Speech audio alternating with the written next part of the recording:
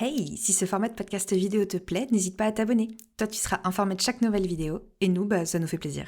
Bisous.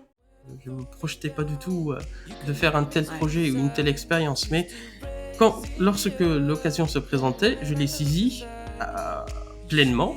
J'ai essayé de faire au mieux et ça marche. Et ça marchait plutôt. Plus les années passent, plus la nostalgie est importante et bien plus ressentie. Donc j'ai gardé toujours une énergie, une ambition assez importante qui m'aidait à dépasser tout ça. I'm not done. I just want me to find it. 'Cause I'm not done. I just want me to find it. I'm not done. I just want me to find it. 'Cause I'm not done. I just want me to find it. Salut, c'est Vivant la nuit. Ce soir, je reçois une personne dont le parcours m'a beaucoup touchée. Ahmed est franco-égyptien, arrivé en France un peu par hasard il y a 16 ans. Il me raconte son expérience d'expatrié à mi-chemin entre la nostalgie de son pays de sang, l'Égypte, et son pays d'adoption, la France. Français en Égypte, Égyptien en France, s'il aime ces deux pays très fort, il a parfois du mal à se sentir chez lui, ici comme là-bas. J'espère que son discours te touchera autant qu'il m'a touchée. So why you moving on? Someone told me that I could find it. I will find my way. Gotta keep looking. If it's not fair, gotta go again. Wish to get over it. 'Cause when I look aside, she's always by my side. Salut Ahmed, Bonsoir Dorian. tu vas bien ? Oui, ça va très très bien. Euh, Minuit et demi, ça va très bien. Un vendredi soir. Voilà, minuit et demi, c'est ça. Un vendredi soir, minuit et demi, on fait pas semblant quand on dit qu'on enregistre la nuit, hein. C'est de vrai. Exactement, c'est vivons la nuit même. On va vivre Voilà, la on va conversation. vivre un truc la nuit. Exactement. Exactement. Et du coup, notre conversation, elle va tourner notamment autour de ton histoire, qui est celle d'un franco-égyptien, du coup, qui est né en Égypte et qui, à un moment donné dans sa vie, a décidé, pour plein de raisons que tu vas nous raconter, de venir vivre en France. Et on va parler de cette acclimatation que tu as connue, que tu connais encore parfois, entre les différentes cultures, entre la nostalgie de ton pays d'origine et de l'amour aussi de la France que tu as pour le pays du coup qui est le tien aujourd'hui. Et du coup, quand on s'est eu au téléphone pour préparer un petit peu ce podcast, tu m'as dit un truc que j'ai trouvé Mhm, hyper intéressant. Tu m'as dit, quand on est expatrié, il faut se faire à l'idée qu'on mhm. a plusieurs phases d'habitude et d'acclimatation face au pays dans lequel on est en train de construire une vie. Et du coup, on va se baser sur ces phases-là d'habitude que tu m'as décrites. Et si tu es toujours d'accord avec ça, tu vas nous raconter au fur et à mesure comment tu as vécu ces phases-là d'habitude. Bien sûr, avec grand plaisir. Oui, tout à fait. C'est pas un truc compact. On change avec l'âge, au fil des années, avec les expériences aussi socio-professionnelles. Donc effectivement, il y a une évolution d'une phase à l'autre et à chaque phase, il y a ses inconvénients, ses défauts, mais aussi ses avantages et Ouais, on va essayer de les analyser petit à petit avec toi ce super. soir. Ok, parfait, quelle chance. Merci de partager ça avec moi, c'est très touchant, Je t'en merci prie. beaucoup. Non, non, je t'en prie. C'est un excellent podcast. La première phase du coup dont tu m'as parlé, c'est notamment ce qui peut un petit peu s'apparenter entre guillemets à une envie d'autre chose. Et du coup, ça s'est matérialisé pour toi à quel moment? Est-ce que tu peux nous raconter ton départ d'Égypte? Comment ça s'est formalisé dans ta tête et comment ça t'est venu à l'idée et comment ça s'est passé pour toi? Très bien, d'accord. Là, sans vouloir te décevoir ni décevoir pardon, les auditeurs et les auditrices, c'est pas du tout un projet ni quelque chose qui me travaillait depuis plusieurs années. C'était un pur hasard. En fait, c'était seulement j'ai choisi de faire des études de langue et pardon, et de littérature française pour Ouais, optimiser mes chances pour avoir un travail parce que en Égypte, tout le monde parle anglais. Donc, je voulais quand même faire autre chose qui pourrait mhm, me favoriser dans mon CV. Donc, à la fin de la quatrième année de la maîtrise, j'ai trouvé une annonce à la fac, dans notre département, que le CIEP, c'est le Centre international d'études pédagogiques au ministère de l'Éducation nationale ici, cherchent Mmh. ce qu'on appelle des assistants de langue arabe, c'est-à-dire des jeunes natifs de langue arabe qui peuvent aider et Mmh. faire des ateliers, des activités orales ici en France avec les collégiens et lycéens. Donc j'ai déposé ma Mmh. candidature. Le jour où j'ai trouvé cette annonce, il restait 10 jours exactement avant la clôture des dossiers ou des demandes. Donc j'ai fait un gigantesque dossier en seulement 10 jours avec des certificats médicaux, plein de papiers, d'administratifs et de documents.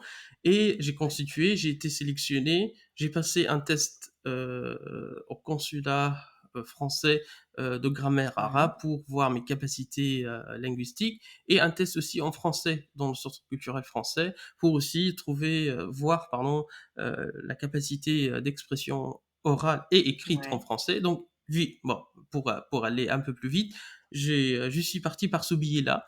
Donc, j'avais un contrat de travail de 2 ans à l'Académie de Bordeaux pour enseigner ou aider les étudiants et les élèves français à s'améliorer en arabe, bien sûr sous euh, la tutelle ou la supervision d'un prof titulaire d'arabe Ouais. principal avec lequel je travaillais et qui me donnait des activités, des heures avec un groupe restreint d'étudiants pour, comme je t'ai dit, travailler l'oral un peu plus ou travailler des vidéos. Il n'y avait pas encore YouTube très développé comme aujourd'hui et les supports pédagogiques, mais on faisait quand même avec les moyens de bord. On parle de 2006, mi-2006 ou D'accord, fin 2006. 2006. Oui. Mmh. D'accord, OK.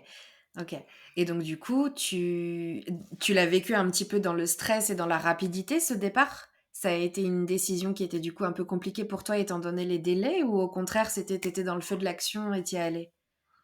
Les deux. En fait, j'étais stressé côté papier pour tout finir là-bas parce que j'avais que 3 mois entre le résultat de la maîtrise fin juin, début juillet et le départ Ouais, prévu début septembre, enfin mi-septembre, pardon, pour être là le 1er octobre avec le démarrage de l'année scolaire. Donc d'accord. j'avais en gros 3 mois pour tout faire, mais effectivement j'étais dans le feu de l'action. J'étais très enthousiaste, excité, motivé, motivation gonflée à bloc pour tout finir. Ouais. Tu connais bien sûr les aléas administratifs françaises et c'est exactement la même chose en Égypte. Donc j'étais entre deux poids vraiment administratifs assez lourds Mmh. pour finir des deux côtés être toujours dans le temps, ne pas dépasser un délai, parce que à chaque étape que je viens de décrire, l'entretien, le premier entretien, enfin le dossier et puis la première sélection, la deuxième sélection, il y avait toujours des délais à respecter Mmh. et les candidats étaient vraiment bien sûr appelés à ne pas dépasser, sinon Ouais, ils seront pas retenus. Donc à ouais, chaque fois c'était vraiment la course. ouais, Mais il y avait aussi cette motivation parce que c'est quelque chose un pur hasard, vraiment. Je me projetais pas du tout de faire un tel ouais, projet ou une telle expérience. Mais lorsque l'occasion se présentait, je l'ai saisie pleinement. J'ai essayé de faire au mieux ouais, et ça marche. Ça marchait plutôt au passé, composé. et il se trouve que ça a fonctionné. Ça fonctionnait, tout à Bravo. fait. OK, et donc là, du coup, tout est OK, tous tes tests sont OK, tes certificats médicaux sont OK, tout ce que les exercices que tu as passés au consulat et cetera, tout est OK, tu t'en vas et tu Mm. arrives en France. Tout à fait, oui. Qu'est-ce qui se passe maintenant? Tu es en France, tu viens de poser les pieds sur le sol français, qu'est-ce qui se passe? Ah, là, on commence à la fois la découverte et la désillusion, à la fois, en parallèle. D'accord, Parce OK, qu'on découvre et on découvre des choses qui n'étaient pas du tout comme on l'imaginait, donc des illusions aussi, en d'accord, même temps. OK. Euh, Qu'est-ce qui est dans la découverte et qu'est-ce qui est dans la désillusion? la découverte, c'est que, par exemple, enfin, j'ai atterri à Paris avant de partir à Bordeaux. J'avais 3 jours à faire à Paris. Donc à Paris, j'ai découvre les gens sont très stressés, très pressés, et moi juste j'arrive. Je n'ai pas de plan, je connais pas les adresses, Mmh. etc. Donc personne s'arrête. Euh, Aussi, comment dirais-je, le rythme de la vie parisienne, Mmh. enfin, je pensais un peu être en touriste ces 3 jours, mais j'étais pris de court par euh, le rythme assez accéléré de la vie parisienne, donc je n'ai pas pu profiter. Ouais, Ça, c'est la désillusion. Et OK. aussi, euh, la désillusion aussi à Paris, dans le sens propreté de métro, complication aussi de réseau, de RER, métro et tout ça, Mmh. c'était vraiment trop complexe à comprendre euh, Mmh. dès le début, et même avec des plans, bon, les plans sont aussi compliqués que la réalité, à déchiffrer avec des Ouais, symboles, des, des, des acronymes, des sigles ouais. que les natifs, enfin les Français ou les gens qui habitent ce pays-là comprennent. Mais Mmh. un touriste, par exemple, si tu lui donnes pas une carte bilingue, il va rien comprendre de Ouais. RER, métro et correspondance, tout ce mot, ces mots, ce vocabulaire. Mais en fait, si tu veux, on est toujours dans la partie découverte, donc j'ai gardé toujours une énergie, une ambition Mmh. assez importante qui m'aidait à dépasser tout ça. Moi, j'en parle maintenant avec du recul, mais à l'époque, c'était tout. Enfin, je me souviens d'une phrase dans le Berger espagnol, la toute première partie, quand on part à l'étranger, comme le personnage principal part à Barcelone pour faire son stage de fin d'études, tout est vierge, y compris les Ouais, problèmes, y compris les difficultés, ouais, tout est vierge. C'est ouais. une nouvelle difficulté. Bon, Mmh. ça, c'est une difficulté, certes, mais c'est une découverte. C'est une mine d'or que tu viens de découvrir petit à petit. Ouais. Ouais, donc du coup, toutes Ouais, les difficultés que tu rencontres à ce moment-là, ça devient un peu de la beauté de, je suis dans un autre pays, OK, c'est un peu compliqué, mais finalement tout est nouveau, tout est à connaître et cetera et ça anime un petit peu. tout à fait, oui, oui, et ça te donne, Ouais, ça te rebooste, ou ça te ouais, booste pour surmonter ces difficultés au fur et à mesure. Et si tu surmontes une, t'as une deuxième qui se cache, etc. Et c'est une sorte de papyrus ouais. interminable. Mais Mmh. t'es jeune, enfin j'avais 22 ans, 21 ans et demi, donc j'étais vraiment très jeune. Je viens de terminer la fac. Euh, Mmh. Enfin, j'étais tout seul, célibataire, tu vois, c'est Ouais. l'insouciance, vraiment l'insouciance Ouais, bien sûr. complète. Ouais Complète. et donc là, du coup, tu arrives à Paris, tu as cette espèce de choc de, Paris, c'est une grande ville, dans le monde entier, Paris, c'est une jolie ville et c'est très bien et c'est très romantique et cetera, mais quand on est vraiment dans le métro parisien, c'est quand même pas la même chose. Donc du coup, tu pars de Paris, tu arrives à Bordeaux, la province, c'est une grosse ville, mais c'est un peu plus cool quand même. Comment est-ce que tu le vis? Est-ce que Mmh. tu vois la différence tout de suite? Ah bien sûr, OK. moi en sortant, et en plus, à l'époque, il y a 16 ans, Bordeaux n'était pas vraiment la métropole d'aujourd'hui. Je vois Ouais. l'évolution.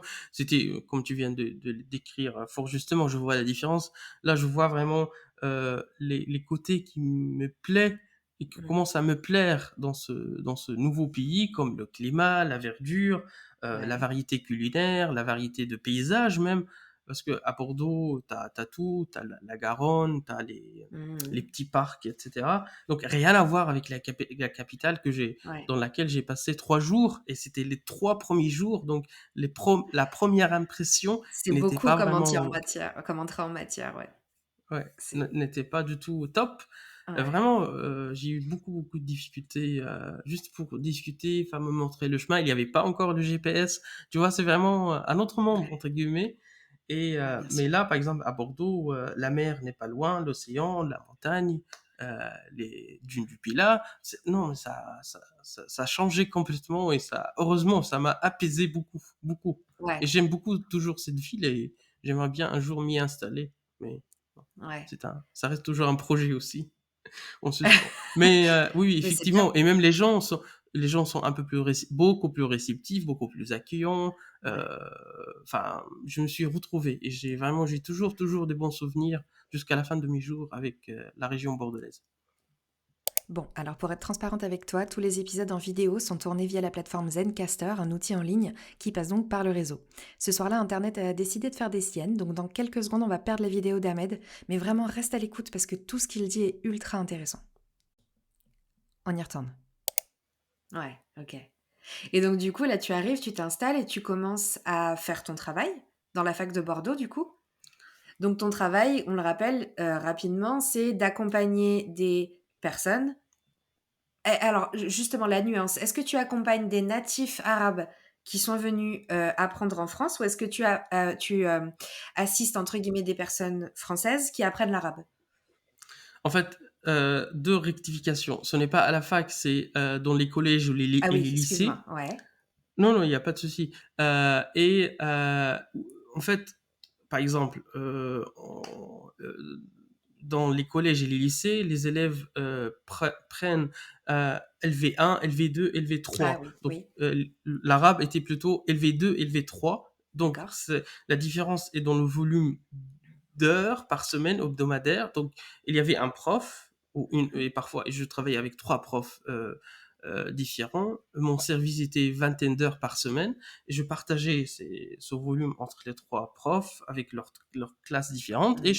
chaque prof me donnait un groupe, par exemple, de quatre cinq étudiants qui étaient inscrits au collège, des élèves français, qui ont choisi l'arabe comme LV2 ou LV3 pour Mmh. faire des activités orales avec eux, tout simplement. D'accord, OK. Euh, si tu veux, par exemple, la classe, t'as vingtaine d'élèves dans la classe ou trentaine, donc le prof n'a pas du tout ni le temps ni la capacité de tout faire avec tout ce nombre-là. Donc, il m'attribuait un petit groupe puisque j'étais un débutant, hyper Mmh. débutant, et lui, il se chargeait de reste, par exemple, les points grammaticaux, vraiment D'accord. l'explication profonde. Et moi, c'était plus les ateliers, la conversation, Ouais. euh, mais bien sûr, on faisait une bonne partie en français pour leur expliquer les notions, mais ils avaient toujours besoin des natifs. Et il n'y avait pas seulement dans la langue arabe, il y avait des assistants en langue russe, en langue chinoise, en langue espagnole. Mmh.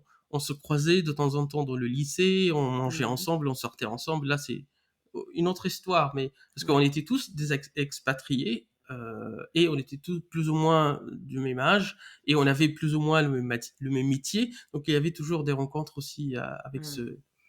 cette communauté, si Ouais. on peut l'appeler ainsi, cette communauté d'assistants de langue étrangère de manière générale Ouais. dans la ville de Bordeaux. On se voyait souvent, parce qu'on avait Mmh. la même situation, plus ou moins. Ouais. Ouais, ouais. Et ben du coup, parfaite transition, ça nous amène du coup à la troisième phase dont on a parlé ensemble, c'est le développement de la vie sociale. Et du coup, tu arrives, tu prends un petit peu tes marques, tu commences un petit peu à comprendre comment la vie, fonctionne ici avec les différences de culture, en te rapprochant de personnes qui sont expatriées aussi. À quel moment est-ce que tu vas rencontrer l'amour, par exemple? Parce que je sais que tu m'as confié maintenant que tu étais, heureux mari et heureux papa. Est-ce que ça arrive dans les premières années, de ta présence en France? Comment ça se passe? Ton développement de cercle social? Non.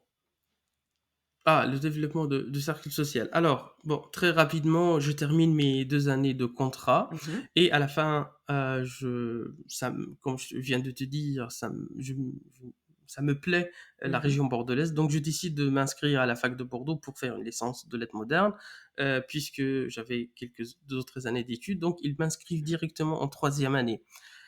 D'accord. Et là aussi, une autre désillusion. euh, Échec. La première année, échec en licence à cause des D'accord. écarts énormes entre deux systèmes éducatifs.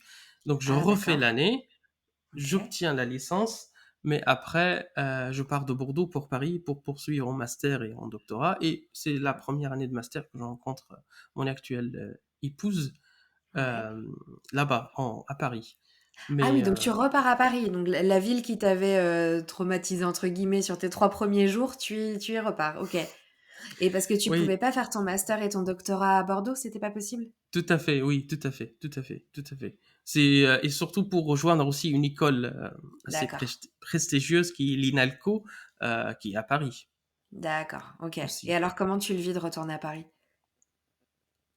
Ah, quand- Pas top.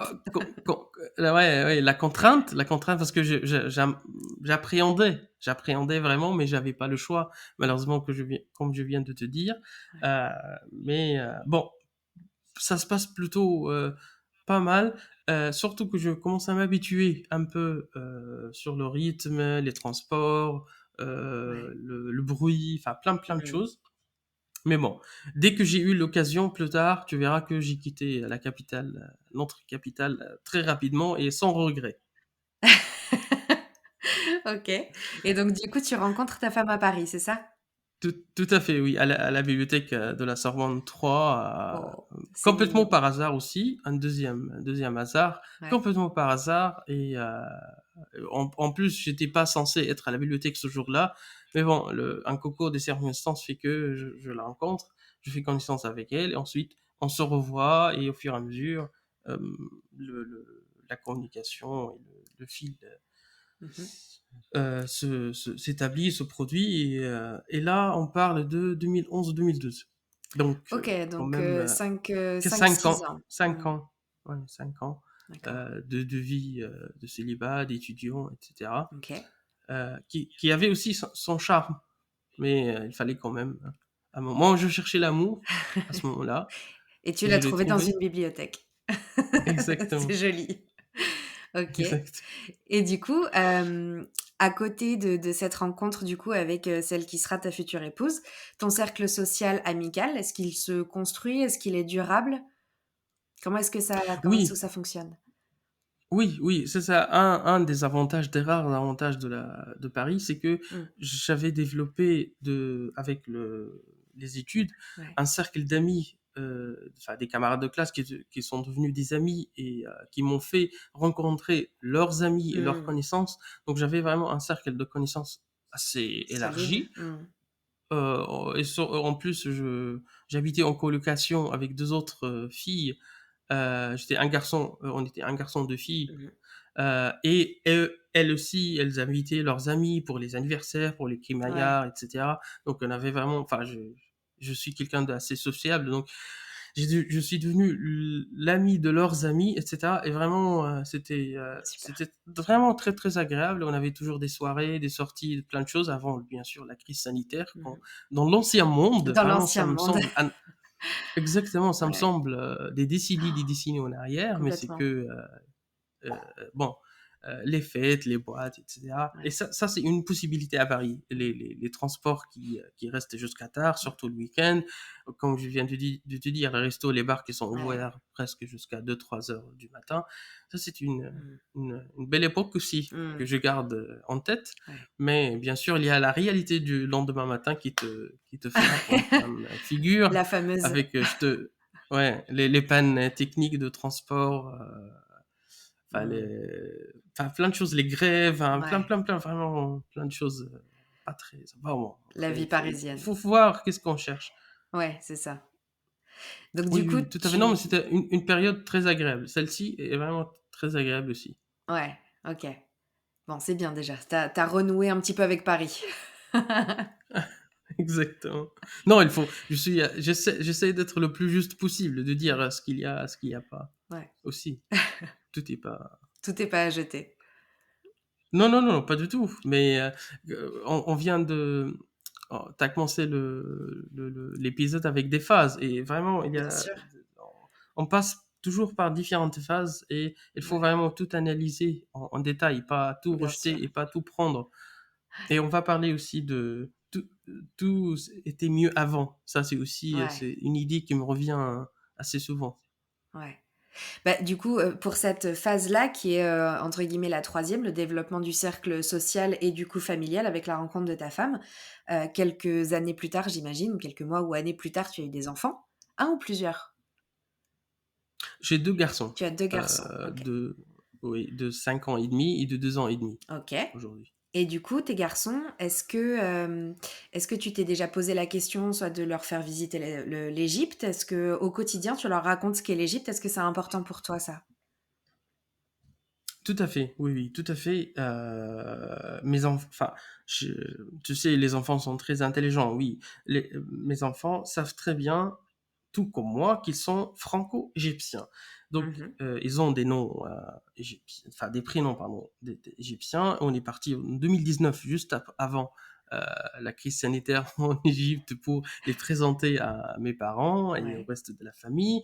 On parle à 100% arabe à la maison. ouais. Donc, ils regardent parfois aussi, surtout l'aîné qui a 5 ans et demi, 6 ans le contenu Ouais. égyptien sur YouTube ou sur Facebook pour être au courant des nouvelles ou les Ouais. youtubeurs, les influenceurs, etc. Elles ont leur passeport, leurs actes de naissance égyptiens. J'essaie de tout faire en double Mhm. pour qu'ils soient pas perdus Mhm. dans cette. Depuis, enfin, c'est un débat depuis qui est ouvert depuis plusieurs années. Ce débat d'identité, Mhm. combien d'identités qu'on a, ça vraiment, j'ai pas envie qu'ils se perdent là-dedans. Mhm. J'ai envie qu'ils soient toutes les lignes soient assez Claire. claires pour eux. Ouais. Et je pense que c'est très important, aussi bien pour eux que pour moi, si on leur explique la chose tout simplement, euh, euh, très tôt, très simple, enfin de manière très tôt, très simple, ils comprendront. Mhm. Comme je viens de te dire, les enfants vraiment sont très très intelligents, beaucoup plus qu'on l'imagine. Mhm. Ouais, c'est sûr. Et est-ce que à partir du moment où tu rencontres ta femme, jusqu'au moment où en 2019, par exemple, admettons, tu présentes tes enfants à ta famille, en Égypte, est-ce que à ce moment-là, déjà, tu le ressens, le manque ou la nostalgie de l'Égypte? Parce que ça va nous amener à la 4e phase, qui est la nostalgie de ta «patrie d'origine» entre guillemets. Est-ce que tu la ressens déjà sur cette phase-là? Ah oui, oui, oui, tout à fait. OK. Euh, Parce que en fait, cette fois de 2019 intervient après 10 ans d'absence Mmh. euh, D'accord. et de présence en France sans pouvoir repartir pour différentes Ouais. raisons logistiques, d'études, de mariage. À chaque année, j'avais un projet ou plusieurs projets en parallèle, donc je reportais Mmh. à l'année d'après, et au fil, en aiguille, tu vois une décennie qui s'est écoulée sans. Non, bien sûr, Sans l'avoir passé. oui, là, c'était vraiment très, très, très difficile à supporter.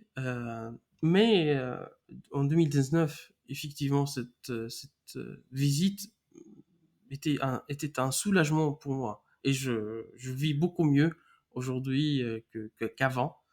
Euh, mais oui, oui, surtout pendant ces 10 années, il s'est passé beaucoup de choses sur le plan politique égyptien et même français. Donc j'aurais bien aimé être là-bas, pardon, dans des moments assez importants, assez clés Mmh. dans l'avenir ou dans la vie Du politique ou pays. sociale de ce pays-là. Mmh. C'est vraiment 10 années très riches que j'ai Mmh. ratées. Et du coup, où est-ce que tu comment dire? Où est-ce que tu positionnes l'émotion? Est-ce que c'est le fait d'avoir l'impression d'avoir loupé quelque chose qui s'est passé, comme tu dis, dans ta patrie d'origine, qui t'a vu naître et cetera? Est-ce que c'est le fait de ne pas avoir été avec les tiens à ce moment-là? Est-ce que c'est le fait, d'être parti pour des études qui peut-être dans ton esprit, je sais pas, hein, peut-être que je dis n'importe quoi et que c'est pas du tout le cas, mais peut-être dans ton esprit n'était peut-être pas légitime? Où est-ce que se positionne cette nostalgie, en fait? Euh, je pense que l'émotion réapparaît dans les moments les les grands événements. Par exemple, Ouais. je donne un exemple, les victoires ou les matchs décisifs de l'équipe nationale, par exemple, Mmh. égyptienne. La révolution de 2011 et Mmh. les différents bouleversements sociopolitiques qui ont suivi pendant 4 5 ans, comme n'importe quelle révolution, il y a toujours des, euh, des traces ou des répercussions et des suites, etc. Donc, t'as pas, comme la Révolution française, t'as pas du jour au lendemain le Mmh. nouveau régime qui s'installe. Il y a eu Bien sûr, plusieurs phases de de transition. bouillonnement, Mmh. de transition et de bouillonnement Mmh, bien sûr. aussi. Donc, je pense que et surtout que on avait bien avant, on a fini la période de découverte. Mmh. Euh, c'est un peu comme ton abonnement téléphonique, par exemple. Tu es abonné pour un prix avantageux les 2 premiers mois et ensuite on commence à appliquer le plein tarif. C'est exactement la même chose. C'est OK. fan de la découverte, donc c'est synonyme de familiarisation avec le mode de fonctionnement français. Qui dit Mmh. familiarisation, ça devient la routine, et toute routine est un moment ennuyeux par excellence et par définition. Donc là, on entre, puisqu'on s'habitue complètement, on se lasse et on se dit, ah, c'était mieux avant. Ouais. C'était mieux avant quand j'étais encore en Égypte, ou même au début de mon séjour en France. J'avais rien à réfléchir, rien à planifier, rien à prévenir. Je vivais au jour le jour, presque. Je faisais des petits boulots l'été comme tout étudiant. Enfin, vraiment, tout était nickel, bien organisé. Et là, au fil des années, tu as plus de responsabilités, tu as plus de... Une T'es construction plus qui en... est... Ouais. En fait, ça va en parallèle. Certes, tu es plus stable dans ta situation socio-professionnelle, mais ça implique aussi plus de responsabilités et plus de devoirs vis-à-vis de la société, de ton entreprise, ta famille, la société de manière générale. Tu votes, moi j'ai participé aussi récemment dans les campagnes municipales, pour les municipales, dans une campagne électorale. Tu vois, tu t'intéresses de plus en plus, mais ça Ouais. implique aussi beaucoup de temps et beaucoup de réflexion. Donc, est-ce que Ouais. c'était mieux avant ou pas? C'est à réfléchir vraiment. Oui, et puis c'est hyper contextuel en fait. C'était mieux ou c'était moins bien par rapport à quoi? Sur quels paramètres et par rapport à quoi? Je Oui, pense. mais je pense que cette idée de c'était mieux avant reste envahissante et remonte à la surface à chaque passage douloureux aussi. Ça, Mm. c'est ce que je remarque sur ma propre expérience, ou bien les différentes phases. Ouais. Et ouais, c'était mieux avant, pourquoi on s'engouffre dans cette difficulté, etc. Mais on va jamais revenir en arrière. Ouais. C'est une seule, un seul fil ou une seule ligne Mm. d'un seul sens. On peut pas revenir, malheureusement. Ouais, Mais c'est une réflexion toujours nostalgique, comme tu bien viens de sûr. dire. Ouais. Quand on s'est eu au téléphone pour préparer, je vais pas y arriver 2 fois de suite, pour préparer ce podcast, tu m'as parlé d'une phrase qui résonnait beaucoup chez toi, qui est issue de la littérature française, qui dit: «Partir, c'est mourir un peu». Ah, j'adore cette phrase. C'est vrai que pourquoi? Parce qu'on laisse une partie de soi-même. Cette Mmh. partie peut être des souvenirs, des amis, Mmh. des lieux qui nous est chers, des pratiques sociales, religieuses, culturelles, etc. Et moi, j'ai eu cette phrase sur les bancs de la fac à Bordeaux. C'est une amie ou une camarade qui est devenue une amie qui m'a dit ça. Mmh. Je lui parlais exactement de notre sujet d'aujourd'hui, l'exil. Elle m'a dit que partir, c'est mourir un peu. Et j'ai eu exactement le même réflexe quand je suis parti de Bordeaux pour Mmh. Paris, ensuite actuellement en Bourgogne. J'ai toujours de la nostalgie de Bordeaux, mais pas Bordeaux de 2021, de Bordeaux Ouais. 2005-2006, Ouais, qui était, Bordeaux qui t'a c'était une, connu, arrivant, ouais. exactement, une ville de moyenne taille, Ouais.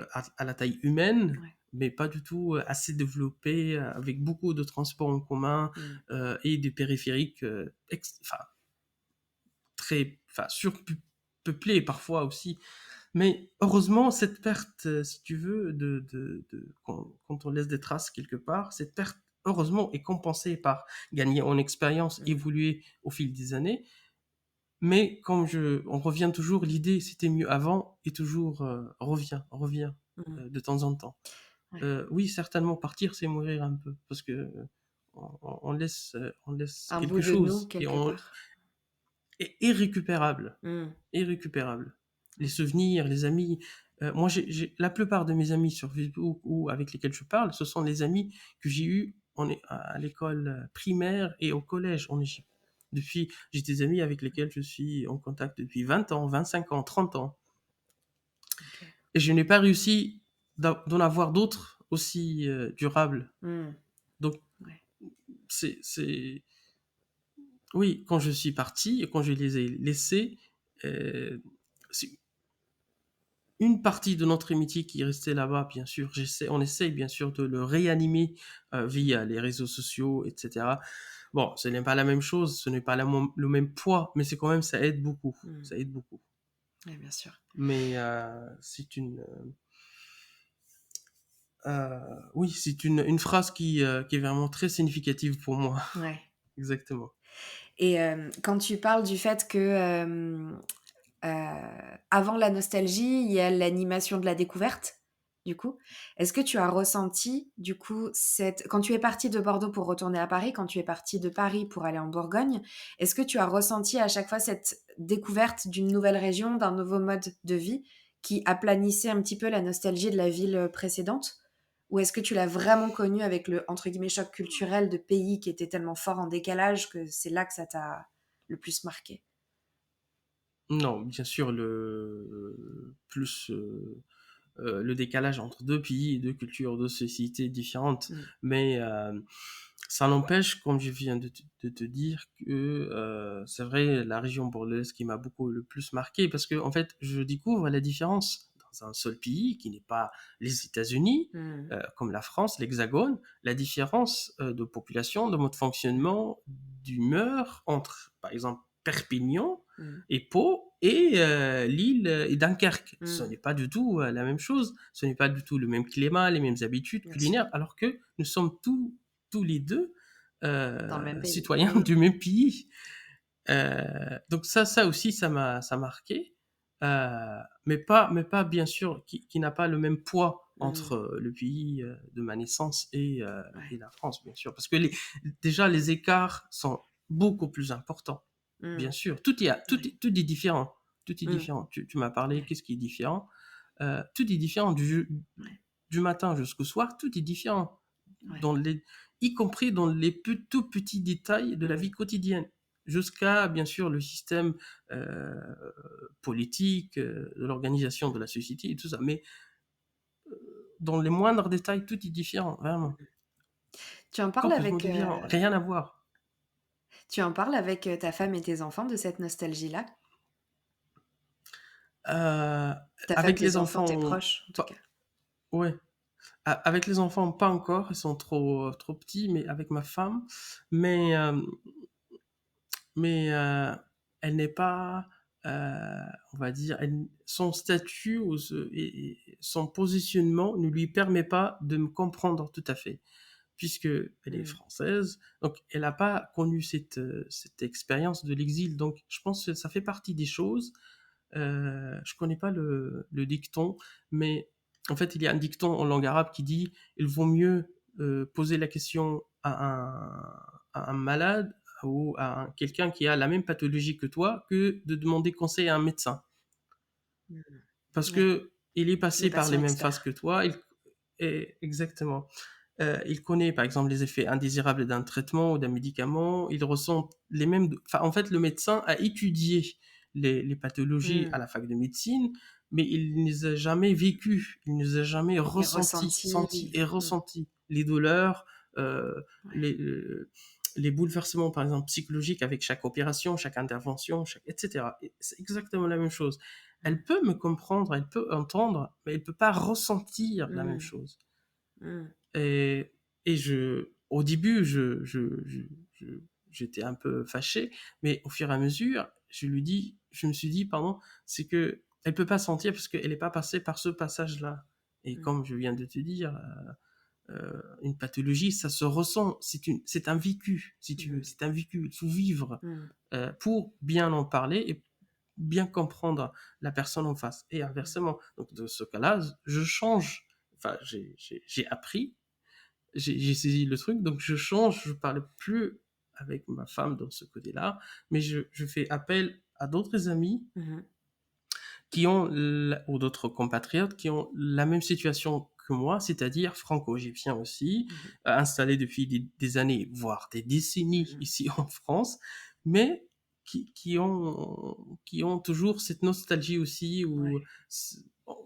ou même on discute politique, on parle, qu'est-ce que tu en penses de ça, de ceci, Mmh. de cela, qu'est-ce que va nous amener ce régime ou ces élections, etc. Mmh. On parle souvent beaucoup Et vous de parlez pour le ces coup la jeux. même langue, même si on sort de l'aspect langage, mais vous parlez vraiment la même langue, même dans le corps, vous parlez des mêmes choses. Exactement, Mmh. exactement. Non, la même langue au sens propre Oui. et au sens figuré Ouais. du terme aussi. Les Mmh. deux, les deux. Les métaphores, les exemples, enfin, il y a Ouais. plein de Les choses souvenirs qui aussi qui entrent en peuvent se compte. rassembler. Ouais. Mmh. Nous, Et oui, oui, tout à fait.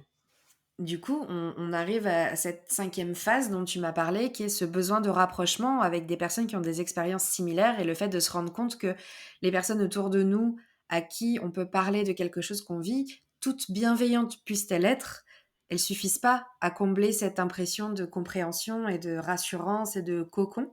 Et du coup, toi, tu as senti le besoin de te rapprocher de personnes qui vivaient exactement la même chose que toi, mais pas forcément expatriés égyptiens. C'était important pour toi d'avoir le même ratio de souvenirs et de connaissances et de rappels.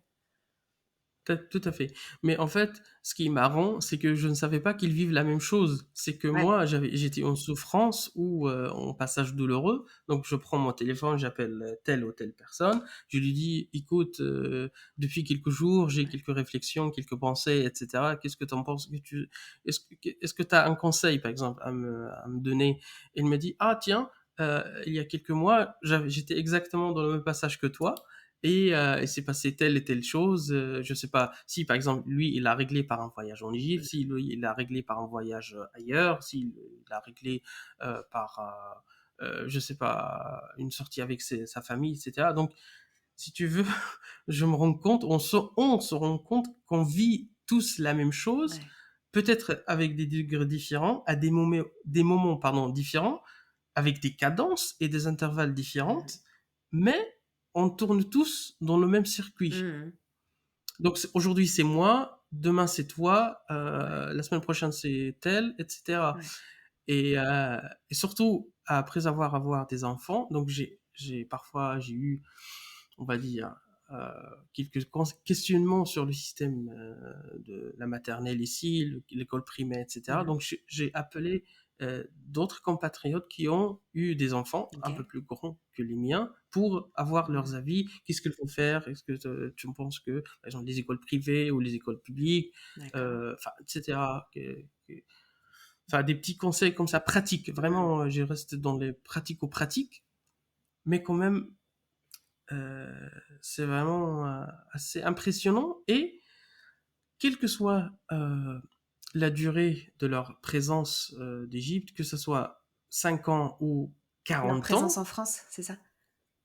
Ouais. oui, quel que soit de ses compatriotes ou Mhm. de ses amis avec lesquels je parle, pour évacuer un peu les sentiments, quel que soit, par exemple, s'ils sont là depuis 5 ans ou 40 ans, Mhm. le circuit est le Ouais. même, les sentiments est le même. Et j'ai même l'impression, paradoxalement, que ça accentue avec l'âge. Ok. Comment tu pourrais l'expliquer, ça? Est-ce que tu as une idée? Alors, c'est-à-dire, si on j'ai fait l'expérience, et même avec moi-même, mais sans être très narcissique. Je t'ai dit, par exemple, si je discute avec un jeune qui juste vient d'arriver il y a 5 6 ans, Mhm. il aura beaucoup moins de nostalgie pour l'Égypte que un homme à la retraite qui a fait toute sa vie professionnelle en France, mais qui est d'origine Mhm. égyptienne, qui est aujourd'hui à la retraite à 60, 70 ans, 80 ans, qui voulait quand même retourner en Égypte, finir sa vie là-bas, Mhm. ou passer beaucoup plus de temps. Ouais. Et je pense que c'est un cercle vertueux, cette fois-ci. Mhm. On commence par un point, on fait toute notre vie, toute notre carrière, et on revient au premier point, au point de Mhm. départ. Et comme je t'ai dit peut-être en préparant cet épisode, le paradoxe c'est que normalement ou logiquement, plus on habitue, Mhm. plus on se familiarise pardon, avec le mode de fonctionnement ici administratif, comment on cherche un travail, comment on cherche un logement, etc. Normalement, ça devrait euh, chasser Ouais. cette nostalgie parce qu'on est familiarisé, je sais Mhm. comment faire, quelle administration, Ouais. quel site internet aller, déclarer les impôts, etc. Tout ça. Mais en parallèle, l'écart ou la nostalgie s'agrandit. Mhm. On a de plus en plus les années passent, Mhm. plus la nostalgie est Mhm. importante et bien plus ressentie. Ouais. Et ça, je l'ai trouvé, ça marche à tous les coups. Je l'ai trouvé à toutes les personnes. Ok. Parce qu'en fait, en plus, dans ce cercle d'amis compatriotes, il y a certains que je connais depuis le premier jour d'ici en France. Ouais. Donc on a une connaissance de 15 ans, 16 ans. Je trouve, quand on discutait avant, on n'avait pas le même manque qu'aujourd'hui. Aujourd'hui, enfin peut-être encore plus dans 10 ans, je vois que vraiment, entre guillemets, vraiment, ça reste entre guillemets, l'exil fait ses dégâts. Ouais. Et qu'est-ce que tu pourrais dire ou qu'est-ce que tu aurais envie de dire à quelqu'un qui est en train de se poser cette question-là ou d'entrer dans le parcours que toi tu as vécu avec 16 ans du coup de plus que cette personne qui est en train d'arriver en France par exemple? Qu'est-ce que tu pourrais lui dire pour le préparer, pour le soutenir un peu? Ah. Alors, en fait, je vais leur dire que j'ai consulté le petit Robert, qui est dans un coin, dans ma petite bibliothèque, et j'ai trouvé la définition du mot exil est la suivante. C'est l'obligation de séjourner hors d'un lieu ou hors ou loin de quelqu'un qu'on regrette. C'est un événement, une action qu'on regrette. Mais en réfléchissant cet après-midi sur cette définition, j'ai trouvé que surtout malheureusement dans différents pays du monde ravagés par les guerres, les catastrophes naturelles, etc., ou plein d'autres circonstances pas très agréables, que cet éloignement, on pourrait très bien l'avoir de manière forcée dans son propre pays. Mmh. Donc, on peut être exilé dans son propre terre, Mmh. sa propre terre ou son propre sol Territoire. natal, Mmh. à cause du travail aussi, des études. Mmh. Tu pars d'une région à l'autre, ou tu travailles dans une région où t'as une mutation à cause d'une catastrophe naturelle ou autre aléa de la vie. Donc, je vais leur dire que dites-vous que vous êtes exilé clairement, mais il y a d'autres exilés invisibles. Mmh. Je pense que on pourrait. Il y a beaucoup d'exilés, beaucoup plus qu'on imagine sur cette terre, et euh, euh, j'ai pas envie de dire qu'on est tous exilés quelque part, mais c'est une expérience assez fréquente de la vie. Ce n'est pas une exception. Je pense que c'est plus, Plus fréquent qu'on le pense. c'est plus la, voilà, exactement. Ça devient plus la norme Mmh. qu'autre chose. Même ici, dans son propre environnement, dans son propre, euh, oui, société. Mmh. Mais bon, ça enlève rien l'avantage de rester auprès des siens, mais Ouais. c'est comme ça la vie. J'ai vraiment aucun conseil, mais c'est un constat, si tu veux, de rien. Ouais, mais c'est un constat qui fait prendre un petit peu de recul et qui fait se dire que c'est un sentiment normal et qu'il faut l'accueillir et qu'il faut le ressentir et le mettre à la place qu'il doit avoir et que plein de gens le ressentent. Et si plein de gens le ressentent, ça veut dire qu'on peut se sentir proche de plein de gens et finalement peut-être parfois minimiser un petit peu ce sentiment d'exil et d'être exilé en fait, d'isolement. Et peut-être que Tout à en, fait, en- tout à en fait. te Et ce racontant n'est que pas la plein même de gens... chose. Oui, oui, bien sûr. En plus, c'est pas la Mhm. même chose, t'as raison. Ouais, ouais, ouais. Et l'isolement, on peut très bien être isolé avec sa propre famille, dans sa chambre ou devant son smartphone. Mhm. Mais l'exil, c'est vraiment, je pense, c'est plus côté physique, c'est de Mm. partir d'une région à l'autre ou d'un pays à l'autre, mais géographique, qu'il a toujours Ouais. cette dimension géographique, mais qui bien sûr implique plein de Mm. sentiments, plein de phases qu'on vient Mm. de décrire ou d'analyser. Mais Ouais. ça devient de plus en plus fréquent, malheureusement, comme par exemple avec des pays maintenant comme la Syrie, l'Irak, l'Afghanistan récemment, Récemment, ouais. le, le Liban, et Mhm. au passé il y avait d'autres, et malheureusement je pense dans l'avenir il y a d'autres aussi. Ouais. Ça devient de plus en plus Habituel une presque. partie intégrante de notre monde, Mm. malheureusement, en 2021. Ouais. Pour faire une petite ouverture, entre guillemets, est-ce que tu peux nous raconter ce qu'est ton podcast qui s'appelle 28 lettres? Ah, d'accord. En fait, 28 lettres, l'arabe en podcast, c'est un podcast qui est adressé aux francophones qui apprennent l'arabe ou qui sont curieux de lettres. Mhm. En fait, pendant cette année, depuis à la, comment dirais-je, euh, mon travail de thèse, j'ai commencé à enseigner à l'université dans les départements d'arabe et pendant 7 années, j'ai fait ce travail jusqu'à 2020. Et pendant ces 7 années, j'ai eu Ouais. beaucoup de questions, beaucoup de remarques, beaucoup de remontées de mes étudiants et des étudiantes concernant l'apprentissage, les méthodes, les manuels, etc. Et je suis en reconversion professionnelle pour être traducteur-interprète actuellement, ce qui est mon boulot actuel. Et je me suis dit, c'est bien dommage que je garde tout ça pour moi et qu'on reste toujours enfermé, Ouais. puisque peut-être éventuellement je vais pas faire ce boulot bientôt. Donc j'ai hésité entre plusieurs supports. Et j'ai trouvé le podcast était le plus simple pour moi, pour un débutant. Donc, dans ce podcast, si tu veux, j'essaie de revenir sur ces questions en donnant quelques conseils, quelques solutions, quelques difficultés aussi, décrypter les difficultés et pousser les gens ou les apprenants à aller mieux dans leur parcours d'apprentissage de langue arabe.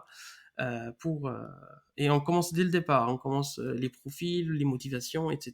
Et on fait des petites anecdotes de temps en Ouais. temps, bien sûr, qu'on essaye d'être le plus sympa possible dans le rire, la bonne humeur et les anecdotes Le assez ludique. sympathiques. Ouais. Ouais, pas du, ce n'est pas du tout un cours, ce n'est pas du tout, euh, on va dire, un aspect didactique ou pédagogique, c'est vraiment une discussion, un échange euh, autour de tout et n'importe quoi concernant cette langue qui est toujours la deuxième langue parlée en France et la troisième langue d'emprunt après l'anglais et l'italien en français. C'est vrai, je savais pas ça, c'est fou. Ah oui, donc ça, encore une Oui, fois, oui. ça a vraiment sa place. Oui, oui, tout à Ce fait. En fait, podcast a vraiment sa en place. fait, Ouais. oui, oui, tout à fait. En fait, si tu veux, là, on va se consacrer peut-être quelques épisodes sur les mots empruntés à l'arabe en France. On parle tous les jours arabe Mhm. sans le savoir. Quand tu dis, par exemple, je vais prendre mon jus d'orange ou bien avec ma tasse de café, je vais mettre un peu de sucre là-dedans. Tout ça, t'es passé par 7 ou 8 mots arabes sans le savoir. Et je vais D'accord. manger une, un abricot et je vais au souk, par exemple, pour faire mon souk ou mon marché, etc. Tout ça, Mhm. et je vais pas payer en plein tarif, le mot tarif est un mot arabe, enfin plein de choses. Et sans le savoir, donc il faut Ok. savoir. Il faut savoir. Exactement. Est-ce que je te prends un petit peu de cours, auquel cas je couperai cette partie, si je te demande de nous dire ton expression préférée en arabe? Si, Vas-y. je vais le dire en arabe et Ouais. puis je vais essayer de le traduire. C'est que Al-mar'u adowu ma yajhal, c'est-à-dire l'homme est l'ennemi de tout ce qui ignore. L'homme est Ou l'ennemi bien de tout ce qu'il l'ignorance, ignore. Ah, oui, ou bien l'ignorance est la mère de toute méchanceté ou hmm. toute agressivité. Malveillance. Puisque j'ignore, exactement, puisque j'ignore ceci, éventuellement, j'appréhenderai, je serai enfermé sur moi-même, je vais pas aller le voir. Mais si je m'ouvre, si je découvre ceci, ce plat, ce menu, ce restaurant, cet ami, cet endroit, ce café, etc., ce pays, cette société, cette femme, cet homme, etc., ce voisin à côté de moi, je vais peut-être le connaître mieux et éventuellement l'aimer. Mais li- vraiment, l'ignorance est la mère de toute méchanceté. I'm not done. I just want me to find it. 'Cause I'm not done. I just want me to find it. I'm not done. I just want me to find it.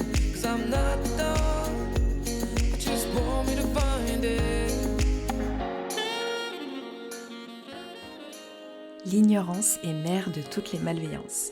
C'est un peu pour ça qu'existe Vivons la nuit, pour donner la parole à ceux qui vivent des expériences que tout le monde ne connaît pas, ne comprend pas. Et comme l'incompréhension est le plus souvent ce qui précède l'animosité, j'espère à ma toute petite mesure contribuer à mettre un peu de lumière sur l'obscurantisme.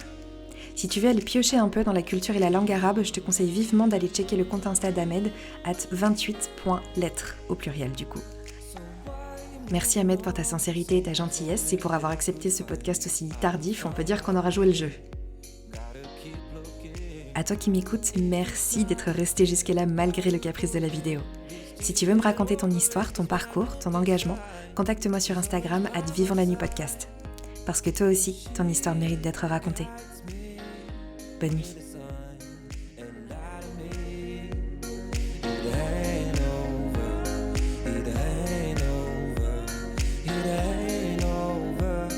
It ain't over.